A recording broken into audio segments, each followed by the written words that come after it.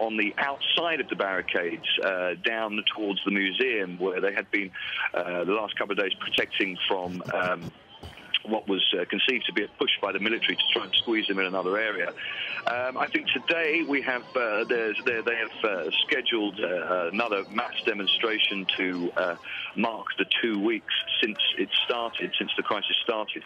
I think the protesters really are thinking, well, okay, we've got to sort of up the ante a bit here, if you like. They're well aware that, you know, there are millions of people who in the country who are very sympathetic to their demands but are trying to get on with their lives.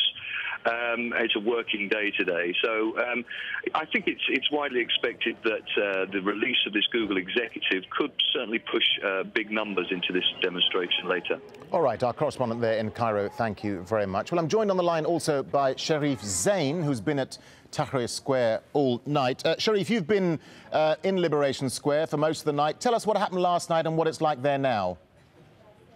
It's actually amazing. The people are defying the cold. They are out there in the thousands. They are energetic. They are vibrant, and they are resolute. Unfortunately, I'm a bit older than that age group that started the movement. But every other night, I like to go and spend the night with them to be really energized by the wonderful atmosphere. Really innocent, really beautiful. We understand that there'll be more protests later on, perhaps spurred on by the release of this Google executive, Wael Ghonim. Are people expected to come out and support the protests later? Yes, I think so, because all week the organizers have declared Sunday and Tuesday and I believe Friday to be a 1 million demonstrative strong days. And usually the crowd have never let them down, and I assume today the target will be met and actually exceeded, because this is what has been happening all the last few days. We know that President Mubarak met with his new cabinet yesterday and announced something like a 15% pay rise for public sector workers and also for their pensions. Is that good news, do you think? Maybe it will be short-term relief for the workers, but again, this will add to inflation in Egypt unless it's really carefully studied. But I believe most of the people realize this for what it is. It's just a tablet of aspirin, but it's nothing meaningful.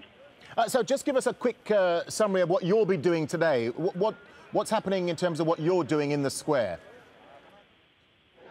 Personally, I'm just a number. I would like to add my presence there, my energy of being there.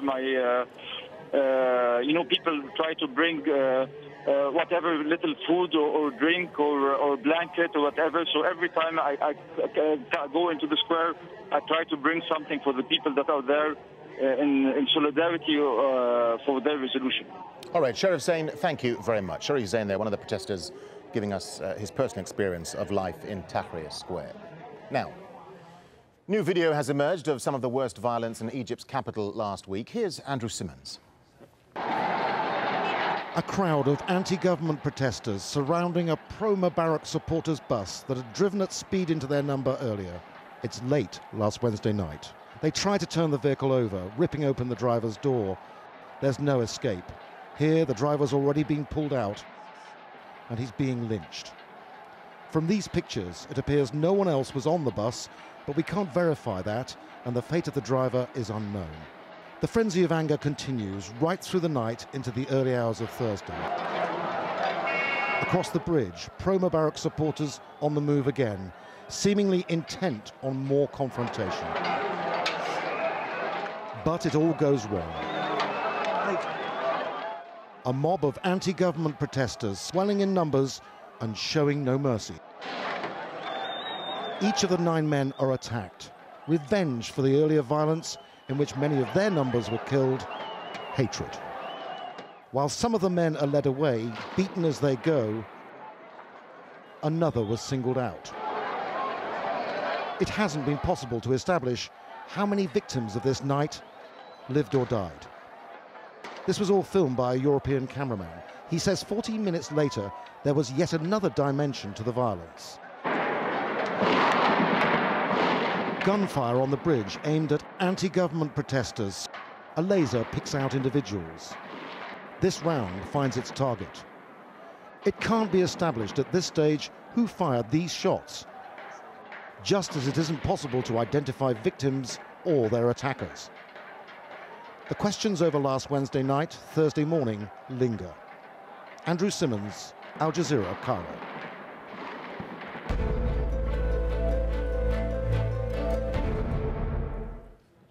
Southern Sudan is waking up to the prospect of becoming the world's newest nation. Official results confirmed almost 99% of voters in favour of going it alone. Independence comes into effect in July, and as Harry Matassa reports, concerns remain about the future.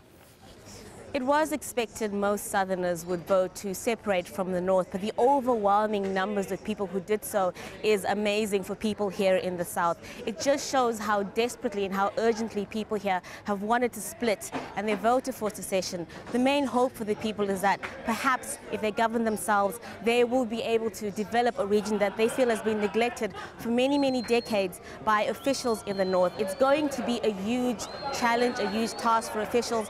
Time may be against them. People here have high expectations. They want schools, they want hospitals, they want basic services like running water. This takes money, this takes help from the international community, but generally officials here are saying that they will do their best. They know they have a mammoth task ahead of them, and they're saying that with the support of the people, with the patience of the people, they hope that these outcomes can be achieved. People are already celebrating. It's a momentous occasion, it's a historic occasion, but on the backs of everyone's mind, they know that the road ahead will not be easy. A separatist leader says he ordered the suicide bombing that killed 36 people at Russia's busiest airport last month. Speaking in a video carried by an Islamist website, Doku Umarov described the attack on Moscow's Domodedovo airport on January the 24th as a special operation directed against the Russian people and its Prime Minister Vladimir Putin. Niamh Barker reports now from the Russian capital. It's 2 weeks since the fatal bomb attack here at Domodedovo airport. A bomb attack that exploited a key weakness in the airport's security, targeting perhaps the most vulnerable section of the airport, the arrivals hall. Well, since the bomb attack, airport security has only marginally improved. The investigatory body looking into the suicide bombing say that they have identified a 20-year-old individual from the troubled North Caucasus. The Federal Security Services, the FSB, say that they have arrested several, including some members of the suspected bomber's family. Meanwhile, the Kremlin's most wanted Islamist fighter, Doku Umarov, has appeared in a video. He has vowed a year of blood and tears. It's believed that the man to the right of Umarov could be the Domodedovo bomber. Umarov said the man was being sent to Moscow to carry out a special operation. Well, the Russian authorities haven't identified the man, but the Russian media say they have. They have named him as 20-year-old Magomed Yevloyev from Ingushetia, neighbouring Chechnya in the North Caucasus. All sides are now waiting for the official response from the investigatory body. They will present their findings to the lower house of parliament, the Duma, later on Tuesday. Well, you're watching Al Jazeera. Plenty more to come, including on talking terms again. Military officers from both Koreas hold discussions. It's their first in 5 months. Plus, why this lady's not for turning. Details coming up in a moment. Stay with us.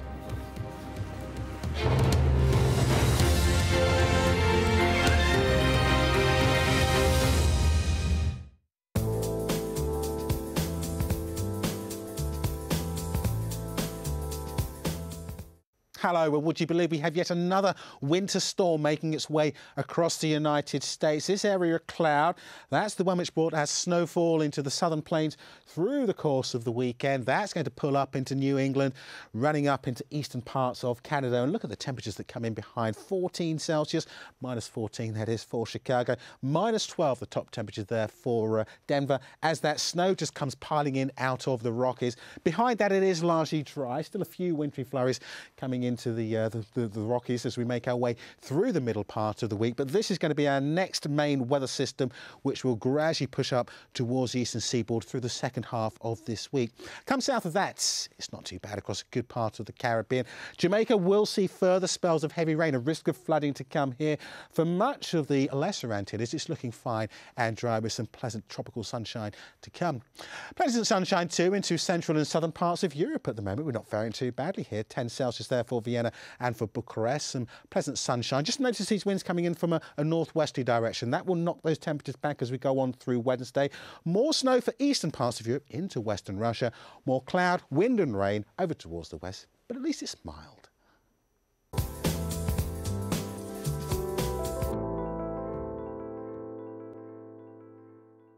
As China undergoes profound changes, competition for jobs becomes a struggle to survive. 2 graduates fresh out of college seek employment in a city of 8 million people.